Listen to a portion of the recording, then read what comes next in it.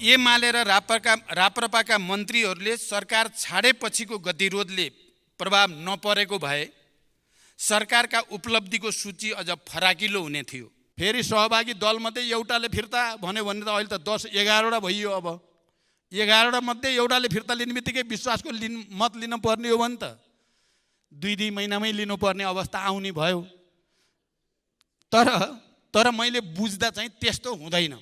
फेरि मलाई केपीजीले बडो चाहिँ यो छुट्ने बेलामा धेरै नै ठुल्ठुला शिक्षा दिएर पठाउनु भएको छ। म यो कुरा पनि यसको लागि पनि केपीजीलाई धन्यवादै भन्न चाहन्छु। बुझेको कुरा के हो भने संविधानको निम्ति, लोकतन्त्रको निम्ति, गणतन्त्रको निम्ति, संघीयताको निम्ति, समावेशिताको निम्ति, समानुपातिकताको निम्ति र शान्ति प्रक्रियाको निम्ति त्यसो गर्नुपर्ने बाध्यता आइलाग्यो। सम्मान्य सभामुख महोदय, सर्वप्रथम म लोकतान्त्रिक नेपालका महान शहीद, बेपत्ता र घाइते योद्धाहरूको त्याग, तपस्या र बलिदानप्रति हार्दिक श्रद्धासुमन व्यक्त गर्दै उहाँहरूका सपना र सङ्कल्प पुरा गर्न निरन्तर क्रियाशील रहने अठोट व्यक्त गर्दछु। 11 पौष 1979मा गठन भएको सरकारलाई पुस 26 गते यो सम्मानित संसदबाट अभूतपूर्व विश्वासको मत प्राप्त भएको थियो।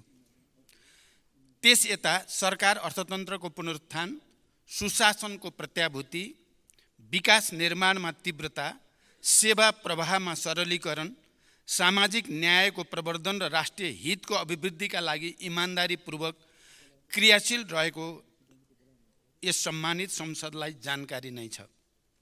यही अवधिमा नेपालको संविधानमा व्यवस्था भए बमोजिम नयाँ राष्ट्रपति र उपराष्ट्रपतिको निर्वाचन अत्यन्तै सौहार्दताका साथ सम्पन्न भएको छ। म उहाँहरू दुवैलाई गरिमामय पदमा नियुक्तिका लागि हार्दिक बधाईसहित सफल कार्यकालको शुभकामना व्यक्त गर्दछु। सभामुख महोदय, फेरि विश्वासको मतका लागि यति छिटै संसदसँग अनुरोध गर्ने अवस्था आउला भन्ने मैले सोचेकै थिइनँ। राजनीतिक स्थिरताको प्रतिबद्धता सहित सरकार गठन गरेका थियौँ। मैले मात्रै होइन, सहयात्री सबै दलका नेताहरूले पनि संसदमा स्थायित्वको वाचा गर्नुभएको थियो। प्रधानमन्त्री र मन्त्रीहरू बीच न ठुला कुनै नीतिगत मतभेद देखिएका थिए, न कार्यशैलीगत मतभेद नै। क्याबिनेट बैठकहरू सधैँ अत्यन्त सौहार्द रहे। व्यक्तिगत सम्बन्धहरू पनि सुमधुर थिए र अहिले पनि छन्। चौतर्फी निराशा र हताशालाई चिर्दै सरकारले एकदमै छिटो जनतामा एक स्तरको आशा जगाएको पनि थियो। तर राष्ट्रिय सहमतिमा राष्ट्रपति चयनका लागि मेरो प्रस्तावपछि अचानक राप्रपा र नेकपा एमालेका मन्त्रीहरूले राजीनामा दिनुभयो र सरकारलाई दिएको विश्वासको मत पनि फिर्ता लिनुभयो। यसरी संविधान त फेरि विश्वासको मत लिन आवश्यक बन्न गयो। सरकार गठनको 2 महिना नपुग्दै विश्वासको मत फिर्ता लिने निर्णयको प्रतिरक्षा निर्णय गर्ने दल र निर्णय गर्ने माननीयहरूले नै गर्नुहोला। यो कति राजनैतिक र जिम्मेवार निर्णय भयो त्यसको जवाब पनि उहाँहरूले नै दिनुहोला र जनताको पनि आफ्नो मूल्याङ्कन हुने नै छ। तर पनि मलाई के कुरामा खुसी छ भने साथीहरूले आजका दिनसम्म पनि प्रधानमन्त्री र सरकारको यो गलत काम वा निर्णयले गर्दा हामीले विश्वासको मत फिर्ता लिनु पर्यो भन्नुभएको चाहिँ छैन। म सरकार बाहिर रहेका पार्टीहरूलाई समेत जोडेर राष्ट्रिय सहमतिको वातावरण बनाउन प्रयत्नशील थिएँ। तर राष्ट्र सामु स्थिरताको प्रतिबद्धता जनाएका 2 दल नै अस्थिरतातिर अग्रसर हुनु चिन्ताको विषय हो। गठबन्धन सरकार आफै एउटा राजनैतिक साझेदारी पनि हो र यो सरकार पनि त्यस्तै साझेदारी थियो। गठबन्धनका घटक बीच केही वैचारिक राजनीतिक मतभेद थिए, तर हामीले न्यूनतम साझा कार्यक्रम बनाएर सहमतिको आधार तयार गरेका थियौँ र विगतका मतभेदहरूलाई नउठाउने समझदारी गरेका थियौँ। म त्यो प्रतिबद्धतामा कायम रहेँ, तर केही पक्षबाट त्यसको पालना भएन। सभामुख महोदय, संसदमा पहिलो दिन नै संसद विघटनको अत्यन्त संवेदनशील विषयले प्रवेश पायो र त्यसले सिङ्गो देश तरङ्गित पनि बन्यो। त्यो विषयको उठान न सान्दर्भिक थियो न प्रासङ्गिक नै थियो। देशमा ठुलो संवैधानिक र राजनीतिक सङ्कट निम्त्याएको त्यो कदम कुनै गर्वको विषय थिएन। दुई पटक सम्मानित सर्वोच्च अदालतले नै असंवैधानिक भनिसकेको र संवैधानिक निरूपण भइसकेको त्यस्तो अप्रिय विषयको प्रवेशले गठबन्धनमा अविश्वास मात्र बढाएन, संविधान र लोकतन्त्रको निरन्तरता एवं संसदको स्थायित्वमै प्रश्न चिन्ह खडा गर्यो। मैले दुःखका साथ भन्नुपर्दछ, लगभग सिङ्गो संसदको विश्वासको मत पाएको प्रधानमन्त्रीलाई त्यही संसद विघटनको खुला पक्षपोषणले ठुलो नैतिक, संवैधानिक र राजनीतिक चुनौती दियो। राष्ट्रिय सहमतिका लागि मेरो निरन्तर प्रयासले पनि गठबन्धनको प्रमुख दलबाट नै समर्थन पाउन सकेन। प्रधानमन्त्रीका रूपमा मैले संसदबाट लगभग राष्ट्रिय सहमतिको समर्थन प्राप्त गरेँ। त्यो ऐतिहासिक समर्थनप्रति कृतज्ञता जनाउन र राष्ट्रका सङ्कटहरूको सामना गर्न पनि मैले राष्ट्रिय सहमतिमै जोड दिनु पर्थ्यो र मैले जोड दिएँ पनि। राष्ट्रपति जस्तो सम्मानित संस्था पटक पटक राजनीतिक विवादमा परेको र त्यसले लोकतन्त्रप्रतिको जनआस्थाकै मानमर्दन गरेको पृष्ठभूमिमा मैले नयाँ राष्ट्रपतिमा राष्ट्रिय सहमति जुटाउने नयाँ सुरुवात गर्न चाहेँ। संसदको सबैभन्दा ठुलो दलको हैसियतले समझदारीमै नेपाली काङ्ग्रेसलाई राष्ट्रपति दिउँ भनेर मैले नेकपा एमालेका अध्यक्षसँग ठोस रूपमा प्रस्ताव पनि राखेँ। त्यसले राजनीतिक सन्तुलन पनि कायम हुन्छ र अन्य समस्या समाधान गर्न पनि सहज हुन्छ मैले भनेको थिएँ। तर परिणाम त्यसमा सहमति हुन सकेन। हामीले सहमतिमा राष्ट्रपति र उपराष्ट्रपति चुन्न सकेनौँ। तर प्रधानमन्त्रीका रूपमा मैले गरेको प्रयास र लिएको अग्रसरतामा कुनै खोट थिएन। म आज सम्मानित सदनलाई भन्न चाहन्छु, मेरो त्यो चाहना के कमजोरी थियो र या यो पहल राष्ट्रप्रतिको जिम्मेवारी बोध थियो।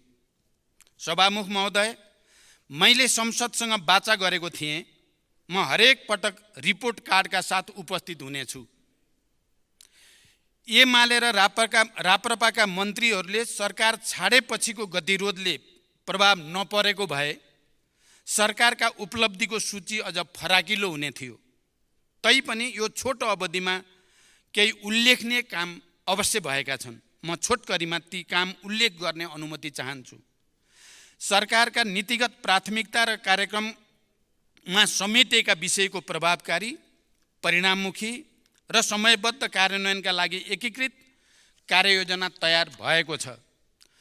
अर्थतन्त्रको पुनरुत्थान, सेवा प्रवाहमा सुधार, सुशासन, विकास र सामाजिक न्यायलाई प्राथमिकतामा राखेर नीतिगत, प्रक्रियागत र संस्थागत सुधारका निर्णयहरू कार्यान्वयनमा लगिसकिएको छ।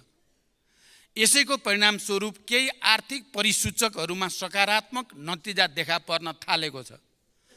अर्थतन्त्रको बाह्य क्षेत्र सुधारको क्रममा छ। तरलता सङ्कुचनको स्थितिमा सुधार आएको छ।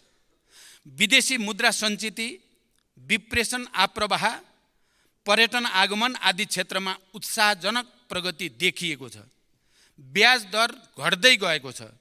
सरकारी खर्चमा मितव्ययता काम गर्न अनावश्यक खर्च कटौती तथा प्राथमिकता प्राप्त क्षेत्रमा स्रोतको कमी हुन नदिने गरी बजेटको पुनर्विन्यासको काम सुरु भइसकेको छ। खर्च नियन्त्रणका लागि अत्यावश्यक बाहेक मन्त्री र उच्चपदस्थ कर्मचारीहरूलाई विदेश भ्रमणमा रोक लगाइएको छ। बढ्दो व्यापार घाटालाई नियन्त्रण गरी निकासी प्रवर्धन तथा आयात व्यवस्थापनका लागि नयाँ नेपाल व्यापार एकीकृत रणनीति कार्यान्वयनमा ल्याइएको छ। संसारभरिका हाम्रा कूटनीतिक र आर्थिक नियोगहरूलाई वैदेशिक लगानीका लागि परिचालनको सुरुवात गरिसकिएको छ। सम्भावित ठुला लगानीकर्तासँग प्रधानमन्त्रीकै तहमा अग्रसरताका लागि आवश्यक गृहकार्य भइरहेको छ।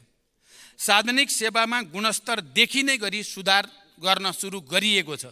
राहदानी, राष्ट्रिय परिचय पत्र, सवारी चालक अनुमति पत्र, नो अब्जेक्सन लेटर लगायतका सेवाहरूमा जनताको कष्टपूर्ण लाइन पछिल्ला दिनमा निकै नै कम भएको छ। सेवाग्राहीको बढी भिडभाड हुने राहदानी विभाग, कन्सुलर सेवा विभाग, वैदेशिक रोजगार विभाग जस्ता सरकारी कार्यालयहरूबाट प्रवाह हुने सेवालाई छिटो छरितो, विश्वसनीय र सहज बनाउन अनलाइन सेवाग्राही सहायता कक्षको व्यवस्था, सीसीटीभी क्यामेराहरूको जडान, अनुगमन र निगरानीको व्यवस्था सुरु गरिएको छ।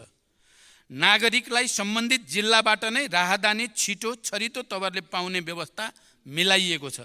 राष्ट्रिय परिचय पत्र हाल 14 जिल्लाका 15 स्टेसनहरूबाट वितरण गर्ने काम सुरु भएको छ। राष्ट्रिय परिचय पत्र आवेदन अभियान 45 जिल्लामा सम्पन्न भई हाल 17वटा जिल्लामा सञ्चालन भइरहेको छ। स्थानीय तहका कुल 6665 वटा ओडाबाट अनलाइन प्रणाली मार्फत व्यक्तिगत घटना दर्ता सुरु गरिएको छ। कोभिड महामारी, रुस युक्रेन युद्ध र विश्व अर्थतन्त्रको शिथिलता जस्ता बाह्य कारण र आन्तरिक संरचनागत समस्याका कारण सङ्कटग्रस्त अर्थतन्त्रमा देखा परेका समस्याहरूलाई समाधान गर्न सरकारद्वारा चालिएका कदमबाट केही क्षेत्रमा सकारात्मक नतिजा देखिएका छन्। तर पनि अर्थतन्त्रका संरचनागत र प्रणालीगत कमजोरी र नीतिगत त्रुटि सच्याउन अझै बाँकी छ। शोधान्तर समस्यालाई दिगो रूपमा समाधान गर्न आन्तरिक उत्पादन वृद्धिको विकल्प छैन। त्यसका लागि अल्पकालीन र मध्यकालीन कदम चालिँदैछ। कृषि, पशुपन्छी पालन र वन्यजन्तु उत्पादन सम्बन्धी हालका कार्यक्रमहरूको पुनर्संरचना र नयाँ कार्यक्रम कार्यान्वयनमा लगिँदैछ। लघु, साना, मझौला र ठुला उद्योगहरूको पूर्ण क्षमतामा सञ्चालन, लागत न्यूनीकरण र बजारीकरणमा सहयोग गरी औद्योगिक उत्पादन वृद्धिलाई प्रोत्साहन गरिँदैछ र पर्यटकको सङ्ख्या, बसाइ र खर्च बढाउन विशेष कार्यक्रम ल्याइएको छ। हाम्रो युवा जनसङ्ख्याबाट जनसाङ्ख्यिक लाभ लिन मुलुकभित्रै रोजगारीको व्यवस्थाका लागि हाल सञ्चालनमा रहेका रोजगारी सम्बन्धी संस्था, आयोजना तथा कार्यक्रमहरूलाई एकीकरण र पुनर्संरचना गरी नतिजामुखी बनाउने पहल गरिएको छ। वैदेशिक रोजगारीमा रहेका नेपाली नागरिकहरूको सुरक्षा, पारिश्रमिकको सुनिश्चितता, सङ्कटमा पर्दा तत्काल उद्धार सरकारको प्राथमिकतामा छ। तस्करी, न्यून विकेन्द्रीकरण, राजस्व छली, हुन्डी, विदेशमा अवैध कारोबारमा लगानी तथा पुँजी पलायनलाई नियन्त्रण गर्न निर्णायक हस्तक्षेपको तयारी गरिएको छ। औपचारिक माध्यमबाट रेमिटेन्स पठाउने नागरिकलाई थप प्रोत्साहन दिइँदैछ। गत आर्थिक वर्षमा झन्डै 3 खरब बराबरको शोधान्तर घाटा र पुँजीगत खर्चमा न्यूनताले वित्तीय प्रणालीमा तरलता अभाव, उच्च ब्याजदर र कर्जा अभाव जस्ता समस्या जन्माए। अब शोधान्तर सकारात्मक भएसँगै तरलता र ब्याजदरमा पनि क्रमिक सुधार देखिएको छ। सहकारी संस्थाहरूका विकृति र विसङ्गतिको दीर्घकालीन समाधानका लागि तत्काल उच्चस्तरीय अध्ययन समिति गठन गरिँदैछ। समग्र लघुवित्त क्षेत्रमा नियममा सुधारका लागि नेपाल राष्ट्र ब्याङ्कले चाल्ने आवश्यक कदममा सरकारले सहयोग गर्दैछ। लक्ष्यभन्दा माथि पुगेको मुद्रास्फीति दर घटाउन सरकारले यसबीचमा चालेका कदमहरूका कारण आगामी दिनमा मूल्य वृद्धिको ठुलो चाप भोग्न नपर्ने विश्वास म यो सम्मानित संसदलाई दिलाउन चाहन्छु। निजी क्षेत्रसँगको सहकार्यमा अर्थतन्त्रमा देखिएका समस्याहरू समाधान गर्दै चुनौतीको सामना गर्न सरकार दृढ प्रतिबद्ध छ। निजी क्षेत्रको विश्वास र साझेदारी बिना समृद्धिको लक्ष्यमा अपेक्षित सफलता हासिल गर्न सकिन्न भन्नेमा म प्रष्ट छु र मैले पहिलो क्याबिनेटदेखि नै यो विषयमा जोड दिँदै आएको छु। त्यसका लागि नीतिगत र व्यवहारिक सुधारका लागि पनि सरकार प्रतिबद्ध छ। सभामुख महोदय, विगतमा पटक पटक अध्यादेश जारी गर्ने, फिर्ता गर्ने, फेरि जारी गर्ने, तर त्यसलाई संसदबाट स्वीकृत भने नगर्ने गलत शैलीका कारण संवैधानिक परिषदको बैठक बोलाउने र निर्णय गर्ने सम्बन्धमा कानुनी शून्यताको अवस्था छ। सोही कारणले देशको न्यायपालिकाको नेतृत्व र अन्य महत्त्वपूर्ण संवैधानिक नीतिहरू हुन सकेका छैनन्। यो शून्यता पूर्ण सरकारले संवैधानिक परिषद, काम कर्तव्य अधिकार र कार्यविधि सम्बन्धी पहिलो संशोधन ऐन 2079 सम्बन्धी विधेयक सङ्घीय संसदमा पेश गरिसकेको छ। साथै सम्पत्ति शुद्धिकरण, निवारण तथा व्यावसायिक वातावरण प्रवर्धन सम्बन्धी ऐनमा समसामयिक संशोधन गर्न बनेको विधेयक पनि पेश भइसकेको छ। यसैगरी नेपालको संविधानको धारा 53 तथा सुशासन व्यवस्था तथा सञ्चालन ऐन 2064 बमोजिम नेपाल सरकारको आर्थिक वर्ष 78-79 को प्रतिवेदन तयार गरी सम्माननीय राष्ट्रपति समक्ष पेश गरिसकिएको छ। ऐतिहासिक विस्तृत शान्ति सम्झौता र नेपालको आन्तरिक संविधानको मर्म बमोजिम 71 सालमै ऐन जारी भयो। बेपत्ता पारेका व्यक्तिको छानबिन सम्बन्धी र सत्य निरूपण तथा मेलमिलाप सम्बन्धी दुईटा अलग अलग आयोग सोही वर्ष गठन पनि भए। तर विविध कारणले अहिलेसम्म शान्ति प्रक्रियालाई तार्किक निष्कर्षमा पुर्याउने काम भने पुरा भएको छैन। वर्तमान सरकार अविलम्ब यो प्रक्रिया टुङ्ग्याउन चाहन्छ। सोही अनुरूप अन्तर्राष्ट्रिय मानवाधिकार तथा मानवीय कानुन, सङ्क्रमणकालीन न्यायका मान्य सिद्धान्त, पीडित तथा सरकारवालाबाट प्राप्त सुझाव र सम्मानित सर्वोच्च अदालतको आदेश समेतका आधारमा सरकारले बेपत्ता पारेका व्यक्तिको छानबिन, सत्य निरूपण तथा मेलमिलाप ऐन 2071 लाई संशोधन गर्न बनेको विधेयक तयार गरी सम्मानित संसदमा पेश गरिसकेको छ। यो कुनै दल विशेषको मुद्दा वा सरकारको विषय नभई देशले समाधान गर्नुपर्ने राष्ट्रिय विषय हो। शान्ति प्रक्रियाका बाँकी काम र सङ्क्रमणकालीन न्यायलाई चाँडै टुङ्ग्याउने विषयलाई सरकारले उच्च प्राथमिकतामा राखेको छ। सभामुख महोदय, सरकार नेपालको विकासको नयाँ मोडेलको तयारीमा छ, किनकि हालसम्मका योजनाबद्ध विकासका प्रयासबाट भौतिक पूर्वाधार निर्माण, शिक्षा, स्वास्थ्य, लैङ्गिक समानता, समावेशिता जस्ता क्षेत्रमा उपलब्धि हासिल भए पनि उत्पादन र रोजगारीको क्षेत्रमा हाम्रो प्रगति निराशाजनक छ। संविधानले समाजवाद उन्मुख आर्थिक प्रणाली निर्माणको परिकल्पना गरे पनि हाम्रा नीति र कार्यक्रमहरूमा ठुलो विरोधाभास छ। पूर्वाधारको व्यवस्थाबाट विकासको ढोका खोल्ने, त्यस्ता सुविधा पुगेका ठाउँमा उद्योगहरू खुल्ने, कृषिको आधुनिकीकरण हुने र त्यसबाट समग्र उत्पादन तथा रोजगारी बढ्ने विश्वास गरिन्छ। तर हामीले त्यस्ता पूर्वाधार पुर्याएका गाउँहरू बचाइसकेका कारण हाम्रा त्यस्ता पूर्वाधार पुर्याइएका गाउँहरू बसाइसराएका कारण रित्तिँदै गएका छन्। खेतीयोग्य जमिन बाँझो हुँदै जान थालेका छन् र युवाहरू रोजगारीको लागि विदेशिने क्रम घटेको छैन। यो अवस्थाबाट पार पाउन पहिले कार्यान्वयन गरिआएका नीति, योजना र कार्यक्रममा टालटुल गर्ने सुधार अब सम्भव छैन। क्रम भङ्ग नै जरुरी छ भन्ने सरकारको विश्वास छ। त्यसैले 16औं विकास योजनामा विकासको नयाँ मोडेल पेश गर्ने सरकारको तयारी रहेको छ। आगामी आर्थिक वर्षको बजेटमा खर्च कटौती अनि उपलब्ध स्रोतको अधिकतम उपयोग हुने क्षेत्रमा बजेट विनियोजनमा जोड दिइँदैछ। अत्यावश्यक बाहेक नयाँ आयोजनाहरू सुरु नगर्ने र अधिक प्रतिफल दिने आयोजनाहरूलाई मात्र बजेट विनियोजन गर्ने नीति लिइँदैछ। उत्पादन र रोजगारीको क्षेत्रमा केही थप कार्यक्रम अघि बढाइँदैछ। पुँजीगत खर्च कम हुने र सम्पन्न भएका कामको पनि गुणस्तर न्यून हुने रोग निराकरण गर्न आगामी आर्थिक वर्षमा संरचनागत र प्रणालीगत सुधार गरिँदैछ। यस कदमबाट बजेटको आकार सानो भए पनि आगामी वर्ष पुँजी निर्माण र आर्थिक क्रियाकलापमा वृद्धि गर्ने कार्यमा उल्लेखनीय प्रगति हासिल हुनेछ र त्यसपछिका वर्षहरूमा उच्च आर्थिक वृद्धिको आधार तयार हुनेछ भन्ने हाम्रो विश्वास छ। सभामुख महोदय, सबै सरकारी सेवाहरूको लागत र समय पनि घटाएर अनलाइन प्रणालीबाटै सबै सेवा चुस्त र सहज रूपमा उपलब्ध गराउन आवश्यक काम भइरहेका छन्। हेलो सरकारलाई थप प्रभावकारी बनाइएको छ र त्यसलाई आगामी दिनमा स्थानीय तहसम्म विस्तार गरिनेछ। नागरिकता सम्बन्धी ऐन, सङ्घीय निजामती ऐन, सङ्घीय शिक्षा ऐनको विधेयकलाई यथाशीघ्र अन्तिम रूप दिई संसद समक्ष पेश गर्न सरकारले यस सम्बन्धी प्राविधिक कामहरू सदनताका साथ अगाडि बढाइरहेको छ। निजामती लगायत सबै राष्ट्र सेवकहरूको मनोबल उच्च राख्न सरकारले आफ्नो क्षमताले भ्याएसम्म सेवा सुविधा बढाउँदै लैजाने नीति लिएको छ। यस क्रममा उच्चस्तरीय तलब सुधार आयोगले पेश गरेको अध्ययन प्रतिवेदनले औँल्याएका विषयहरूलाई कार्यान्वयनमा ल्याउन प्रधानमन्त्री तथा मन्त्री परिषदको कार्यालयका सचिवको संयोजकत्वमा 7 सदस्यीय कार्यान्वयन सहजीकरण समिति गठन भएको छ। अत्यावश्यक सेवा प्रदान गर्ने कार्यालयहरूमा कतिपय सार्वजनिक बिदाका दिनहरूमा समेत कार्यालय खोल्ने गरी विक्रम सम्वत 2080 सालमा दिइने सार्वजनिक बिदा तथा कार्यालय समय निर्धारण गरिएको छ। निजामती प्रशासन, सुरक्षा निकाय लगायत सार्वजनिक प्रशासनलाई कम खर्चिलो, चुस्त, जवाबदेही र सक्षम बनाउन एवं तीन तहका सरकारहरू बीचको सम्बन्धलाई संविधानको मर्म र भावना अनुरूप ठिक ढङ्गबाट अघि बढाएर संघीयता कार्यान्वयनमा सहजीकरण गर्ने सम्बन्धमा सुझाव पेश गर्न सरकारले उच्चस्तरीय प्रशासन पुनर्संरचना आयोग गठन गर्दैछ।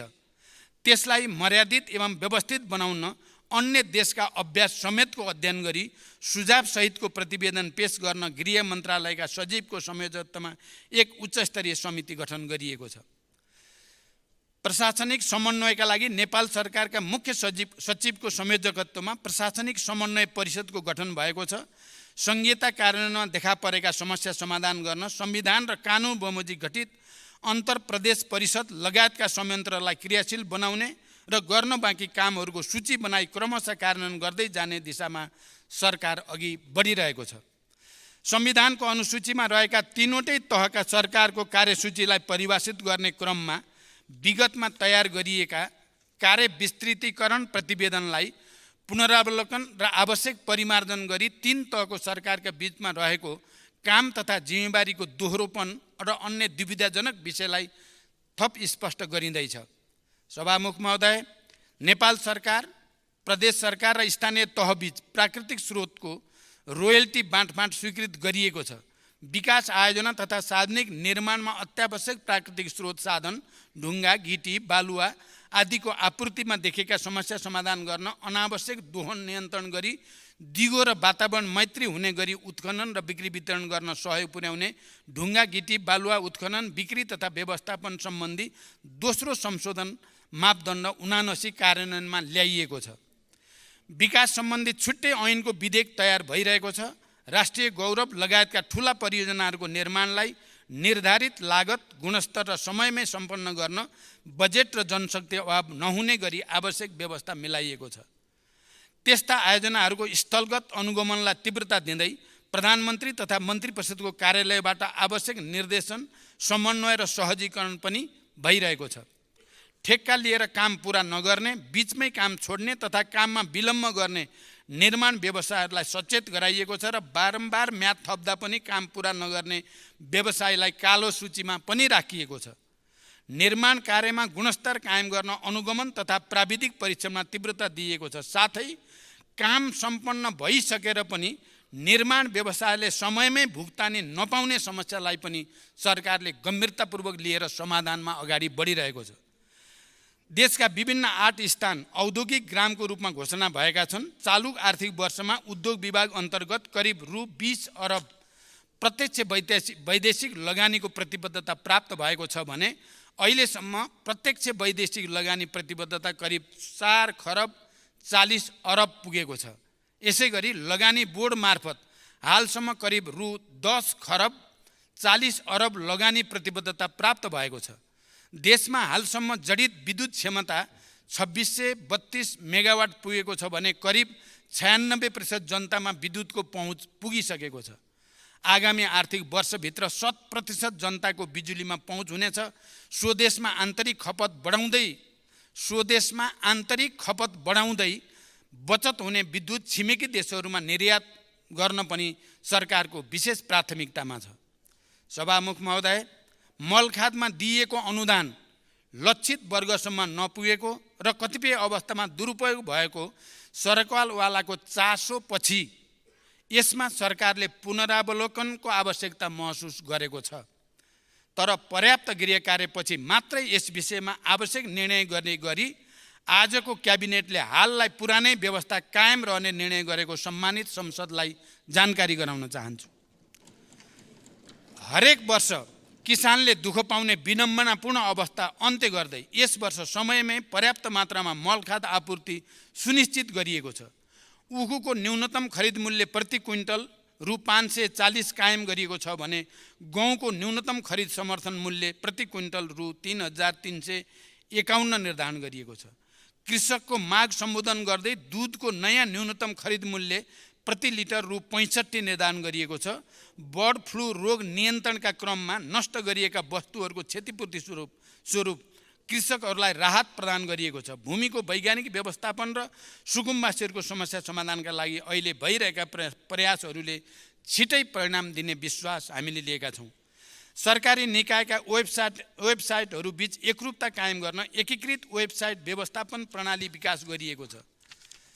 सार्वजनिक सेवा प्रवाह गर्ने सरकारी कार्यालयहरू बीच अन्तर आबद्धता सुरु भएको छ। आगामी शैक्षिक सत्र अगावै विद्यार्थीलाई पाठ्यपुस्तक उपलब्ध गराउने विषयलाई सरकारले उच्च प्राथमिकतामा राखेको छ। यसैगरी नेपाल सरकारबाट निर्णय भई नेपाल राजपत्रमा प्रकाश हुन बाँकी शहीदहरूको नामावली नेपाल राजपत्रमा प्रकाशन गर्ने प्रक्रिया अघि बढेको छ।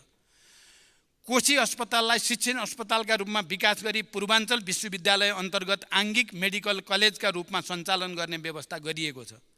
गेटा मेडिकल कलेजलाई शहीद दशरथ चन्द राष्ट्रिय स्वास्थ्य विज्ञान विश्वविद्यालयको रूपमा विकास गर्न मन्त्री परिषदबाट अवधारणा पत्र स्वीकृत भई प्रक्रिया अगाडि बढाइएको छ।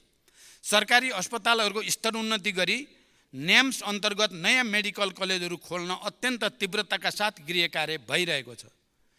यसबीच पोखरा अन्तर्राष्ट्रिय विमानस्थल सञ्चालनमा आएको छ भने विभिन्न विमानस्थलको स्तरोन्नति भइरहेको छ। राष्ट्रको आत्मबल र सम्मान बढाउने खेलाडीहरूलाई प्रोत्साहित र पुरस्कृत गरिएको छ। रङ्गशाला निर्माणलाई पनि गति दिइएको छ। वैदेशिक रोजगारीमा जान चाहने श्रमिकहरूले अनलाइन माध्यमबाटै श्रम अनुमतिका लागि आवेदन गर्न सक्ने तथा उनीहरूलाई अनलाइन माध्यमबाटै श्रम स्वीकृति दिने प्रणाली सञ्चालनमा आएको छ।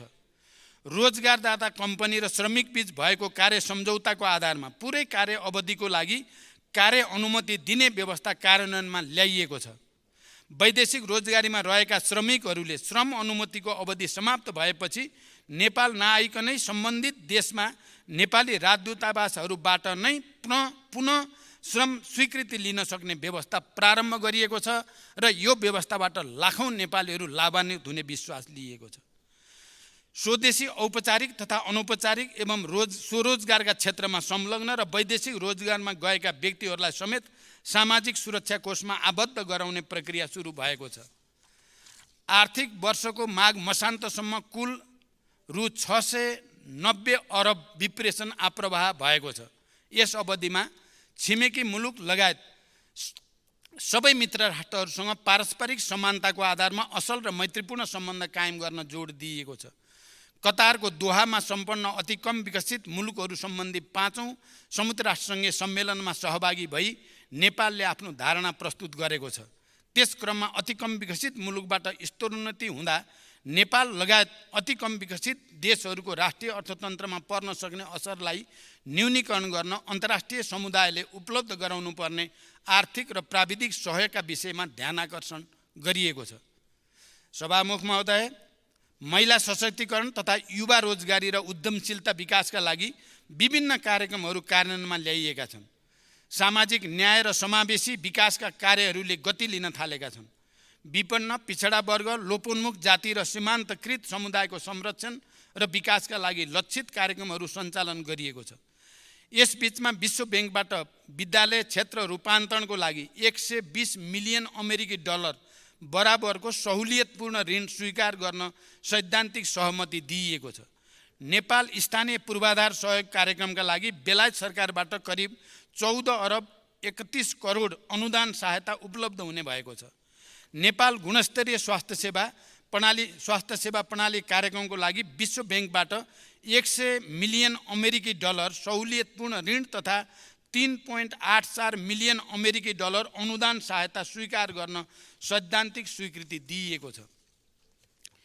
यी तथ्यहरूले मेरो नेतृत्वको सरकारले छोटो समयमा पनि राज्यका निर्देशक सिद्धान्त, नीति तथा दायित्वहरूको कार्यान्वयन, सार्वजनिक सेवामा नागरिकहरूलाई सरल र सहज पहुँचको सुनिश्चितता तथा समग्र शासकीय सुधारका दिशामा चालिएका महत्त्वपूर्ण कदमलाई आँकडाबाटै पुष्टि गर्दछन्। आगामी दिनमा पनि जनताको हित र राष्ट्रको समृद्धिका लागि सरकार निरन्तर समर्पित र क्रियाशील हुनेछ भन्ने प्रतिबद्धतासहित मलाई विश्वासको मत दिनुहुन सबै मान्य सदस्यहरूलाई हार्दिक अनुरोध गर्दछु। नागरिकको विकास, समृद्धि र सुशासनप्रतिको उच्च अपेक्षालाई पुरा गर्न आगामी दिनमा थप निष्ठा र समर्पण भावका साथ काम गर्ने अठोट पनि म यस सन्दर्भमा व्यक्त गर्न चाहन्छु। सभामुख महोदय, मैले यसअघि पनि संसदमा भनेको छु, आज पनि दोहोऱ्याउन चाहन्छु। राष्ट्रका सङ्कट र सम्भावना दुवैले राष्ट्रिय सहमतिको माग गरेका छन्। राजनैतिक नेतृत्व र सार्वजनिक प्रशासकहरूमा विकास मैत्री, सेवाग्राही मैत्री र लगानी मैत्री मानसिकता तयार गर्नु छ। लाखौं युवालाई स्वदेशमै रोजगारी सृजना गरी सम्मानित जीवन दिन राष्ट्रले साझा सङ्कल्प लिन जरुरी छ। एउटा गुणस्तरीय रङ्गशाला समेत नपाएका क्रिकेट खेलाडीले देशलाई विश्वकप छनौटसम्म पुर्याए। तीमाथि न्याय गर्न पनि हामी सबै एक ठाउँमा उभिनु छ। आर्थिक सङ्कटको सामना गर्न हामीसँग राष्ट्रिय सहमतिको विकल्प छैन। निरपेक्ष गरिबीमा रहेका 50 लाख नेपालीलाई त्यहाँबाट निकाल्न सबै दल एक ठाउँमा उभिन जरुरी छ। राष्ट्रियता, राष्ट्रिय सुरक्षा, परराष्ट्र सम्बन्ध, प्रमुख आर्थिक विषय एवं रणनीतिक पूर्वाधार लगायतका राष्ट्रका आधारभूत विषयहरूमा पनि मैले राष्ट्रिय सहमतिको विकल्प देखेको छैन। राष्ट्रिय स्वाधीनता, राष्ट्रिय हित र स्वाभिमानलाई उच्च प्राथमिकता दिँदै छिमेकी र बाँकी विश्वसँग असंलग्न परराष्ट्र नीति अन्तर्गत आत्मसम्मानपूर्ण सम्बन्धका लागि राष्ट्र एकताबद्ध हुनु छ। शान्ति प्रक्रियालाई निष्कर्षमा पुर्याउन पनि मैले आम सहमति अनिवार्य देखेको छु। सरकार सञ्चालन र राजनीतिको तदर्थ शैलीले मात्रै राष्ट्रका आजका आवश्यकतालाई सम्बोधन गर्ने सक्ने अवस्थामा हामी छैनौँ। हजारौं रोजगारी सृजना गर्ने महत्त्वकांक्षी परियोजनाहरूका लागि हामीले बाँकी विश्वलाई विश्वस्त गर्न पनि राष्ट्रिय एकता नै जरुरी छ। देशलाई आकर्षक लगानीको गन्तव्य बनाउन नसकेसम्म हामीले ठुलो आर्थिक रूपान्तरणको अपेक्षा गर्न सक्दैनौँ। त्यसका लागि हामीले विश्व रङ्गमञ्चमा अब नेपालले एकीकृत रूपमा फरक ढङ्गले सोच्न थालेको छ भन्ने सन्देश दिनु छ। अहिलेकै पर्यटकको सङ्ख्या र गुणस्तरले हाम्रो पर्यटन क्षेत्रले फड्को मार्न सक्दैन। अहिलेकै पूर्वाधारले मात्र पनि हामी पर्यटनमा क्रान्ति ल्याउन सक्दैनौँ। हामीले आर्थिक क्रान्ति गर्नु छ जसले देशमा सकारात्मक आर्थिक कायापलट गरोस्। यो कसैको एकल नायकत्वमा सम्भव छैन। राष्ट्रको निर्माण कुनै अमुक नेता वा पार्टीको एकाधिकार वा क्षमताको विषय पनि होइन। यो संसदमा हामी बीच असहमतिका जति विषय होलान् सोभन्दा धेरै सहमतिका विषय छन्। यो संविधान हाम्रा साझा सङ्घर्षहरूको परिणाम हो। हामी सबैलाई हाम्रो राष्ट्र र हाम्रा लोकतान्त्रिक संस्थाहरूप्रति गर्व छ। हामी सबै राष्ट्र र नागरिकको जीवन बदल्ने सङ्कल्पका साथ राजनीतिमा छौँ। अहिले देशको सार्वजनिक बहसको स्तर अलिकति खस्केको छ। समाधान होइन दोषारोपणमा रमाउने प्रवृत्ति देखिँदैछ। एक थरी अराजक तत्त्वहरूले आफ्ना गुफाबाट निस्केर नयाँ समस्या पैदा गर्ने प्रयास पनि देखिएका छन्। जनतामा भ्रम सिर्जना गर्ने र लोकतान्त्रिक संस्थाहरू विरुद्ध मोहभङ्ग गराउने प्रयास पनि यदाकदा देखिने गरेका छन्। देशको आर्थिक प्रणाली नै अवरुद्ध पार्ने सम्मका कोसिस पनि हुन थालेका छन्। यस्तो बेला पनि हामी विभाजित भयौँ भने हामीले इतिहासलाई के जवाब दिन्छौँ? म सिङ्गो सदनलाई र विशेष गरी नेकपा एमाले र राप्रपालाई पनि आफ्नो निर्णयमा पुनर्विचार गर्न, राष्ट्रिय सहमतिका लागि सरकारलाई विश्वासको मत दिन विशेष आग्रह गर्न चाहन्छु। मलाई विश्वास छ यो सम्मानित संसद फेरि एकपटक स्थायित्व र एकताको सन्देश दिँदै अस्थिरताको विपक्षमा उभिनेछ। यही विश्वाससहित बिदा हुन्छु। धन्यवाद।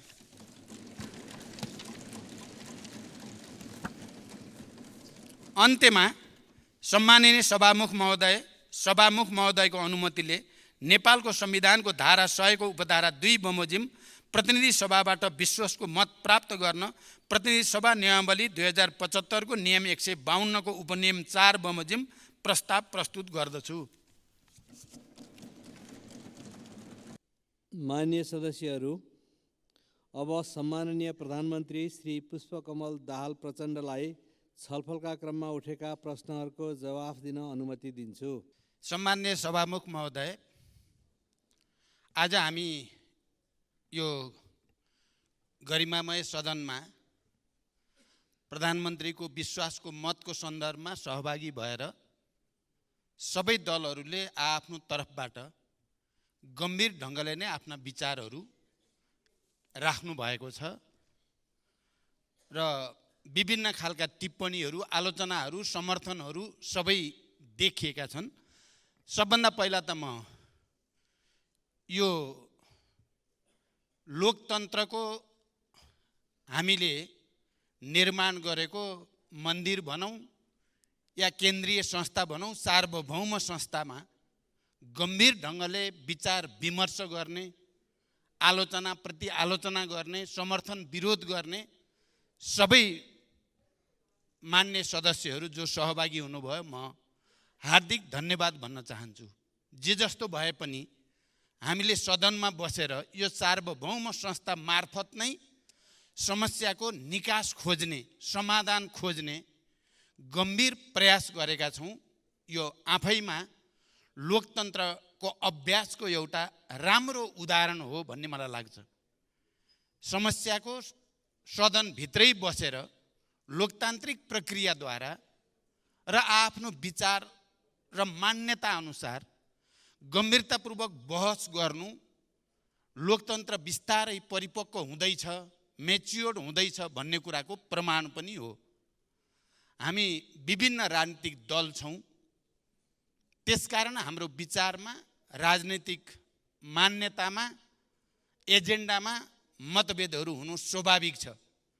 लोकतन्त्र भन्दाखेरि बहुदलीय लोकतन्त्र भन्दा चाहिँ त्यसमा प्रष्टसँग विभिन्न विचार, राजनीतिक प्रवृत्ति, राजनीतिक एजेन्डाहरूको बिचमा विवाद विमर्श छलफल हुन्छ र एउटा विधि सङ्गत तरिकाले एउटा प्रक्रिया मार्फत त्यसलाई टुङ्गोमा पुर्याइन्छ। त्यही प्रक्रिया हो यो लोकतान्त्रिक गणतन्त्रको प्रक्रिया। त्यसकारण आज हामीले यद्यपि हामी सबैलाई केही न केही सहज महसुस नभएको छ, 2 महिना अगाडि यसरी नै विश्वासको मतको छलफल गऱ्यौँ, फेरि 2 महिनापछि फेरि अर्को 2 महिनापछि के हुने हो भन्ने प्रश्न पनि यहाँ उठेको छ। यो यहाँ प्रश्न उठ्नु, आशंकाहरू हुनु चिन्ताको विषय मलाई लाग्दैन। उठ्नु पनि पर्छ र त्यसको समाधान खोज्नु पनि पर्छ। त्यो पनि राजनीतिक दलहरूको बिचमा विवाद बहसकै बिचबाट र संसदभित्र हुने विचार विमर्शकै बिचबाट विधिसङ्गत तरिकाले हामीले समाधान खोज्नुपर्छ र त्यही समाधान खोज्ने प्रक्रियाको एउटा हिस्सा संविधानमा हामीले जे जस्तो व्यवस्था गऱ्यौँ 2072मा, संविधानको व्यवस्था अनुसार नै हामी अगाडि बढेका छौँ। सरकार गठबन्धन बनेका छन्, गठबन्धन भत्किएका छन्, फेरि अर्को बनेको छ र अगाडि हामी जाँदैछौँ। एउटा विधि पक्रेर, एउटा प्रक्रिया पक्रेर हामी अगाडि बढेका छौँ। हामी अराजक ढङ्गले अगाडि बढेको भन्न मिल्दैन। हामी एउटा प्रक्रिया र विधि अन्तर्गत नै, संविधान र नियम अन्तर्गत नै हामी अगाडि बढेका छौँ सबभन्दा पहिला। त्यसकारण म यसमा सक्रिय सहभागी हुने र आफ्नो तर्फबाट गम्भीर ढङ्गले विचार राख्ने सबै मान्य सदस्यहरू, राजनीतिक दलका नेताहरूलाई विशेष रूपले धन्यवाद भन्न चाहन्छु। पहिलो कुरा। दोस्रो कुरा, मैले अहिले धेरै लामो व्याख्या गर्नु त छैन। यहाँ हामी हिजो बडो जटिल र अप्ठ्यारो परिस्थितिबाट यो देशमा वर्षौँदेखि राज्यद्वारा उत्पीडित, उपेक्षित, अपमानित या शोषित वर्ग तह तबकालाई अधिकार दिलाउने भनेर हामी लामो सङ्घर्ष गरेका पार्टीहरू धेरै जसो यहाँ छौँ र धेरै बलिदान र त्याग तपस्या गरेका पार्टी नेताहरू हामी यहाँ छौँ र साथसाथै अहिले बदलिएको नयाँ परिस्थितिमा नयाँ ढङ्गले जानुपर्छ भन्ने नयाँ उत्साहको साथ आएका हामी नयाँ दल र नयाँ नेताहरू पनि यहाँ छौँ र यो अनुभव, इतिहासको अनुभव र वर्तमानको आवश्यकतालाई संयोजन गरेर अगाडि जाने हाम्रो निम्ति एउटा अवसर पनि छ यो सदनको अगाडि र त्यो संयोजन गर्ने चुनौती पनि छ। पुराना अनुभव र पुराना पार्टी र नेताहरूको सोच्ने तरिका र काम गर्ने तरिका र नयाँहरूको सोच्ने तरिका र काम गर्ने तरिकामा तालमेल गर्न सकिएन भने त्यसलाई फेरि हामीले राम्रोसँग संयोजन गर्न नसकिने अवस्था बन्न पनि सक्छ। हामी सबैको ध्यान त्यसमा जान जरुरी छ। म अहिले के कुरामा अलि विशेष रूपले जोड दिएर राख्न चाहेको छु यति बेला भने हामी युद्धबाट शान्तिमा आयौँ, युद्धको स्थितिबाट शान्तिको स्थितिमा। एउटा राजनीतिक प्रणालीको ठाउँमा अर्को राजनीतिक प्रणालीमा आयौँ। एक खालको प्रतिनिधित्व प्रणालीको ठाउँमा अर्को खालको प्रतिनिधित्व प्रणालीमा हामी आयौँ। हामी सबैलाई थाहा छ, हामी राजतन्त्रबाट गणतन्त्रमा, एकात्मकताबाट सङ्घात्मकतामा अनि समावेशी समानुपातिक लोकतन्त्रको एउटा नयाँ अभ्यास गर्ने संविधान निर्माण गर्दै अगाडि आयौँ। र हाम्रो त्यस बेलादेखि यो सदनमा जे जस्ता प्रतिनिधिहरू हामीले देखेका छौँ त्यो विगतको भन्दा बिल्कुल भिन्न प्रतिनिधित्व छ।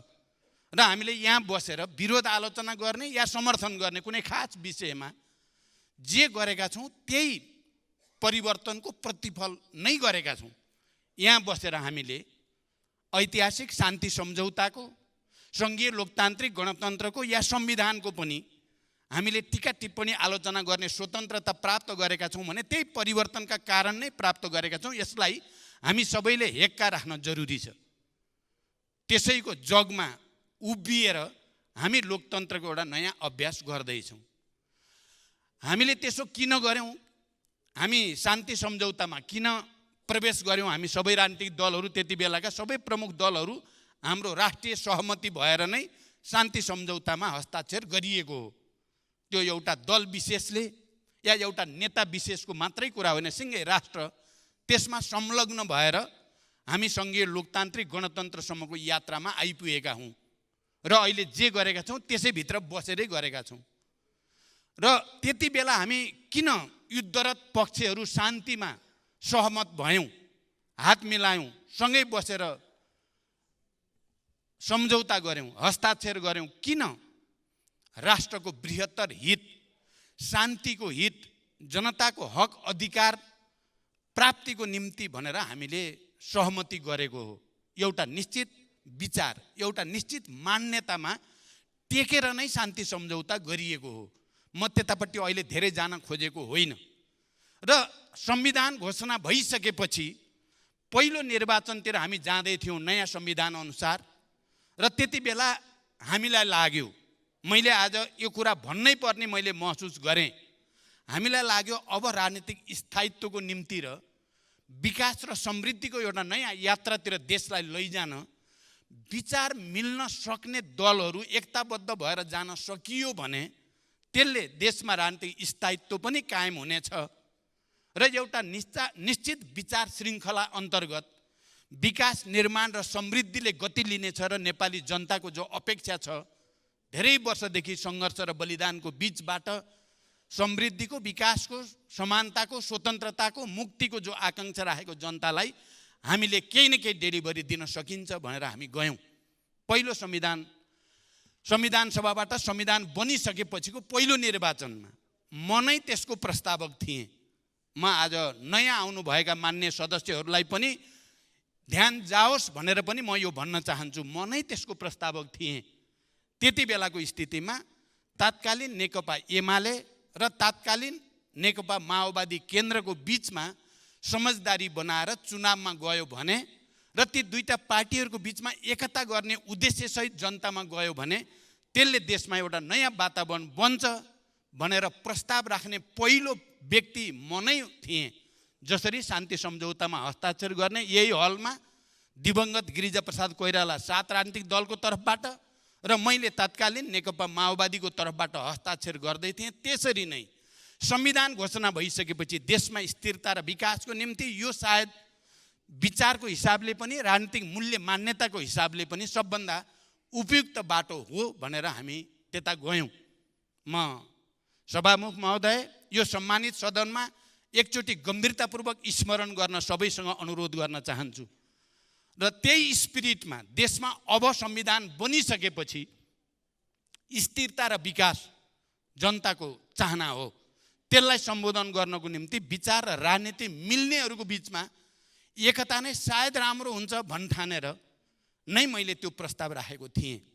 तर त्यो प्रस्ताव जनताबाट त अनुमोदित भयो, पार्टी र कार्यकर्ताहरूबाट पनि अनुमोदित भयो, तर हामी नेताहरूले त्यो अनुमोदनलाई सम्मान गर्न सकेनौँ।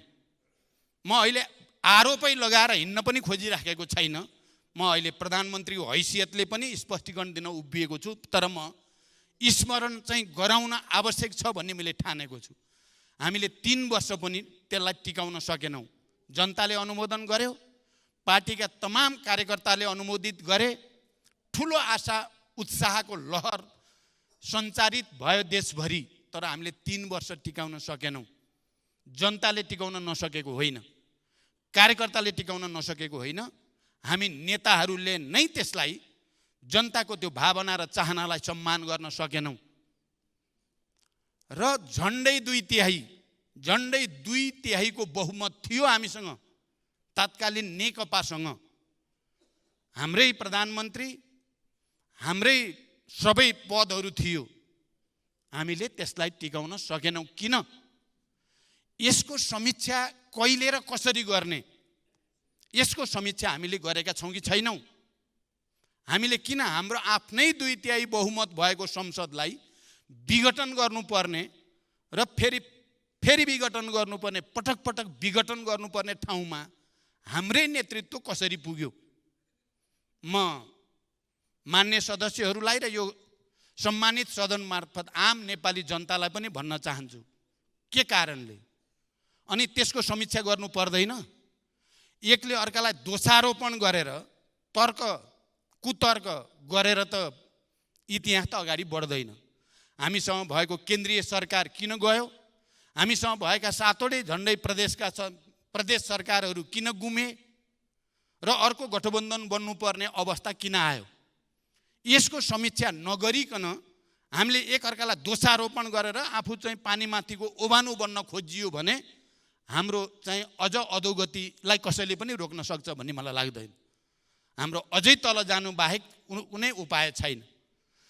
मैले यहाँ के कुरामा चाहिँ बढी केन्द्रित गर्न चाहेको छु भने, हाम्रो हिजो संविधान बनाउने बेलामा या शान्ति सम्झौता गर्ने बेलामा एउटा निश्चित सिद्धान्त र विचारमा टेकेर गरेका हौँ। हामीले त्यत्तिकै अराजक ढङ्गले गरेको होइन।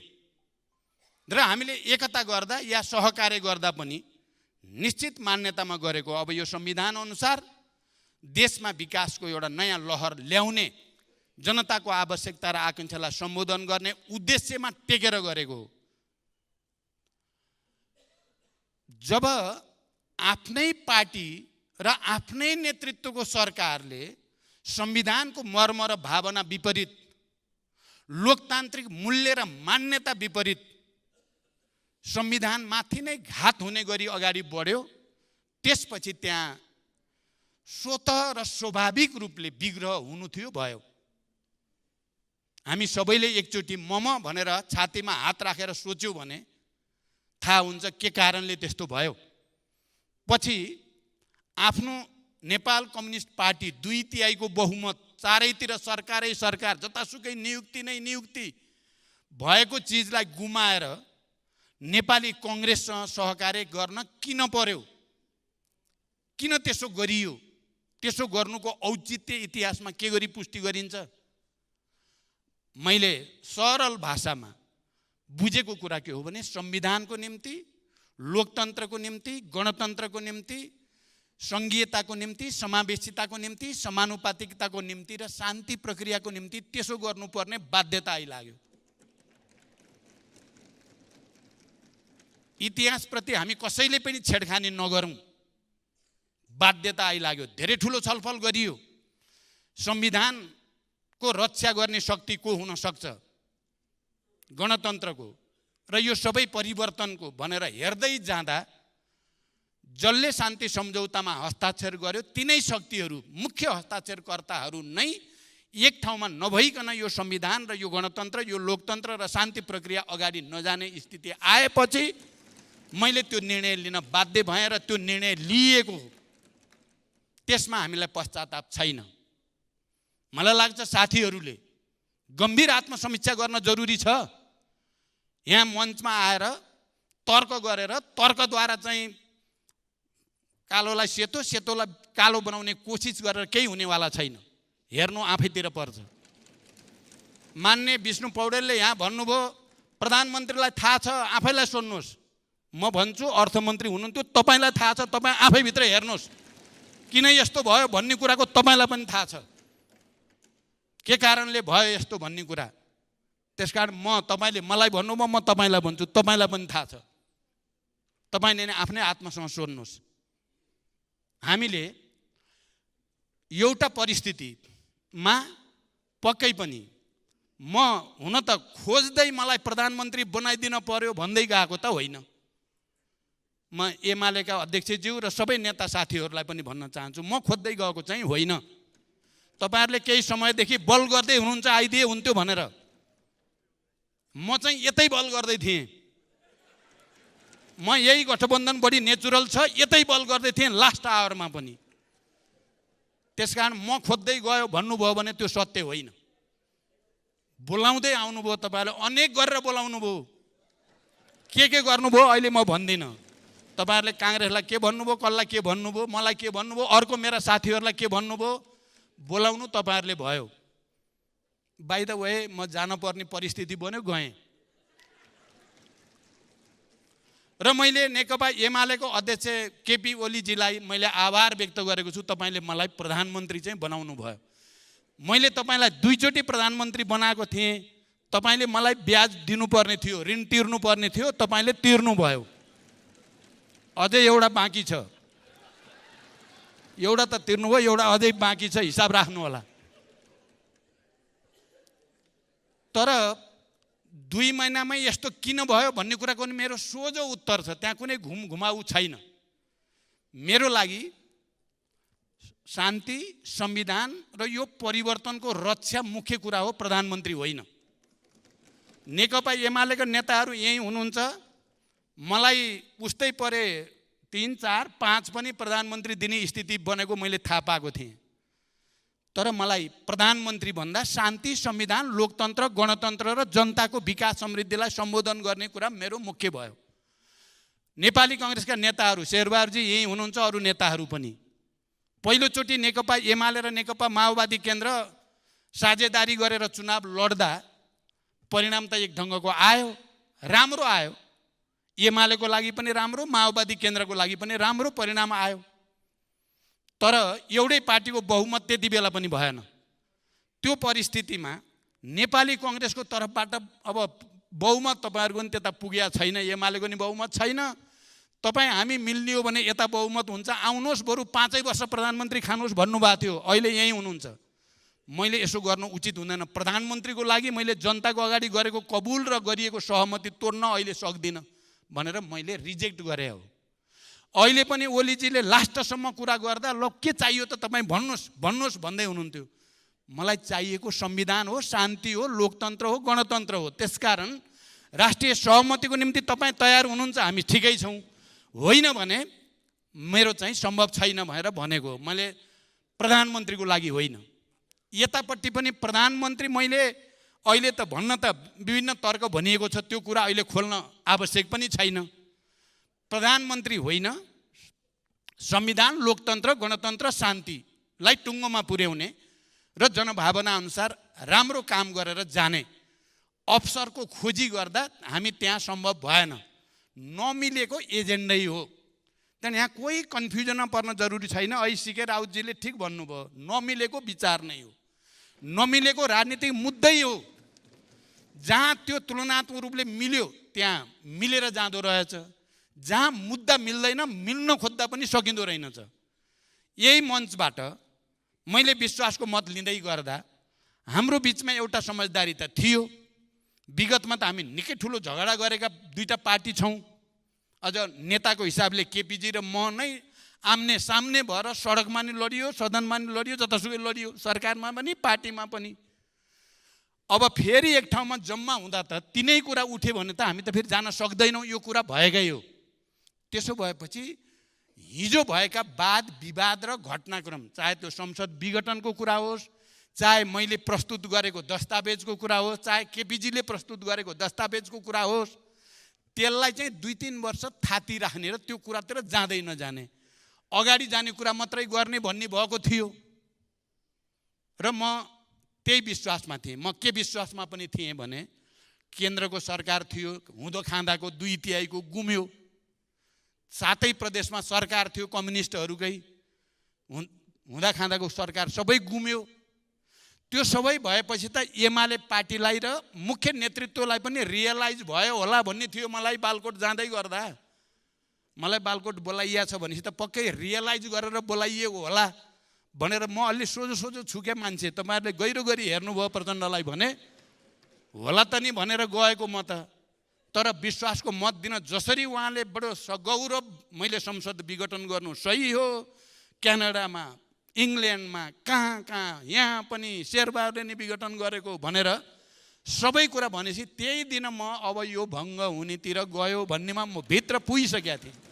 अब यो अगाडि जाँदैन, किनभने त्यही लडाइँ त हिजो लडिया थियो। हामीले सडकमा लडिएका थियो, अदालतभित्र लडिएको थियो, सदनमा लडिएको थियो। त्यही लडाइँ यहीँ आइहालेपछि त म कसरी सक्छु त्यहाँ बस्न। मैले अनि एकातिर त्यो, अर्कोतिर नेपाली कङ्ग्रेस फेरि त्यही त्रुटि गरिएछ प्रचण्डलाई छोडेर भनेर पश्चाताप गरेको देखेपछि मेरो लभ यता परिहाल्यो। त्यो लभ परेको चाहिँ प्रधानमन्त्रीको लागि परेको होइन है। नेपाली कङ्ग्रेसको साथीहरू र अरू साथीहरू पनि क्लियर हुनु होला। एजेन्डाकै लागि हो, शान्तिको लागि, संविधानको लागि, लोकतन्त्रको लागि, गणतन्त्रको लागि, जसमा हामी हिजो संसद विघटन हुँदा लडेका थियौँ। त्यही एजेन्डामा फर्केको मात्रै हो। त्यसकारण अहिले यहाँ माधवजीले एउटा कुरा राख्नुभयो, मलाई लाग्छ ठिकै राख्नुभयो। अस्तिको त टिक्दैन भन्ने देखिन्थ्यो एजेन्डाकै कारणले। यो चाहिँ टिक्ने प्रचुर सम्भावना छ, किनकि एजेन्डामा समानता छ। त्यसकारण यो चाहिँ टिक्छ भन्ने विश्वास गर्न सकिन्छ। तर पनि फेरि मलाई केपीजीले बडो चाहिँ यो छुट्ने बेलामा धेरै नै ठुल्ठुला शिक्षा दिएर पठाउनु भएको छ। म यो कुरा पनि यसको लागि पनि केपीजीलाई धन्यवादै भन्न चाहन्छु। तपाईँ त जाँदै त हुनुहुन्छ, अब जाने भयो। मैले त भने चाहिँ नेपाली कङ्ग्रेसलाई राष्ट्रपति दिउँ, तपाईँ र म नै गएर भनौँ त भनेकै थिएँ लास्ट दिनमा। त्यो सम्भव छैन भन्नुभयो उहाँले, इमान्दारीका साथ भन्नुभयो। म त्यसो गर्न सक्दिनँ। त्यसो भनेपछि त हामी एकै ठाउँमा हुने भइएन। त्यति बेला र पटक पटक उहाँले तपाईँ वैशाखभन्दा उता जानुहुन्न। वैशाखमा उहाँले भनेको राष्ट्रपतिको बायाँपट्टिको लबीमा तपाईँ र म एकै ठाउँ हुन्छौँ भन्नुभएको छ। अब उहाँको भनाइलाई पुष्टि गर्ने कि फेल गर्ने हामीहरू सबैको हातमा छ। यहाँ अघि बिहान पनि कुरा त उठ्यो, 2 महिनापछि फेरि विश्वासको मत लिने पर्ने अवस्था आउने त होइन। मलाई लाग्छ त्यो आउँदैन र आउन दिन पनि हुँदैन। लोकतन्त्रको लागि, गणतन्त्रको लागि, संविधानको लागि, शान्तिको लागि।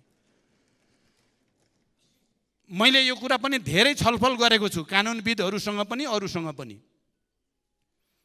हाम्रो संविधानको व्यवस्था र कानुनी व्यवस्था अनुसार त फेरि सहभागी दलमध्ये एउटाले फिर्ता भन्यो भने त अहिले त 10-11वटा भइयो। अब 11वटा मध्ये एउटाले फिर्ता लिने बित्तिकै विश्वासको मत लिनु पर्ने हो भने त 2 महिनामै लिनुपर्ने अवस्था आउने भयो।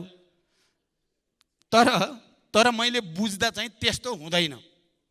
अहिले कम्तीमा पनि आज हामीले जसरी विश्वासको मत लिएका छौँ, अस्ति हामीले बालकोटबाट हस्ताक्षर गरेर राष्ट्रपति कहाँ बुझाए जस्तो गरी गरेका छैनौँ। सिधै हामी यहाँ विश्वासको मतमा छलफल गरेका छौँ र निर्णय गर्दैछौँ। नम्बर 1।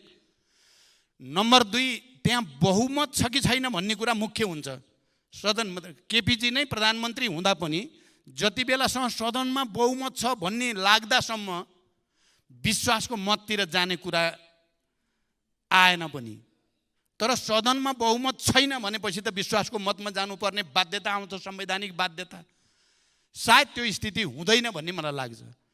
त्यसकारण मान्य सदस्यहरू, तपाईहरूले सुशासनको बारेमा, विकासको बारेमा, भ्रष्टाचार नियन्त्रण गर्ने बारेमा र देशलाई अहिलेको आर्थिक सङ्कटको स्थितिबाट मुक्त गर्ने कुरामा, अनि शिक्षा, स्वास्थ्य, रोजगारी, खाद्य सम्पदा जस्ता विषयहरूमा हामीले नयाँ सिराबाट अगाडि बढाउने सन्दर्भमा पहिले विश्वासको मत लिँदा मैले यो सम्मानित सदनमा जे विषय राखेको थिएँ ती विषयप्रति मेरो कमिटमेन्ट अहिले पनि त्यही उत्साहको साथ, त्यही गम्भीरताको साथ कायम रहेको छ। र मैले यो बिचमा जे प्रयास सुरु गरेको थिएँ त्यसले केही सकारात्मक सङ्केतहरू पनि छन्। अब सरकारले पूर्णता पाउने बित्तिकै फेरि हामी एउटा नयाँ गतिको साथ जानेछौँ। आज तपाईहरूले यहाँ प्रस्तुत गर्नुभएका विषयहरू, आलोचनाहरू, टिप्पणीहरू सबैलाई मैले गम्भीरतापूर्वक सुनेको छु र गम्भीरतापूर्वक लिनेछु भन्ने प्रतिबद्धता व्यक्त गर्दै फेरि पनि सहभागी सबैलाई धन्यवाद भन्दै बिदा हुन्छु। धन्यवाद। अभिवादन।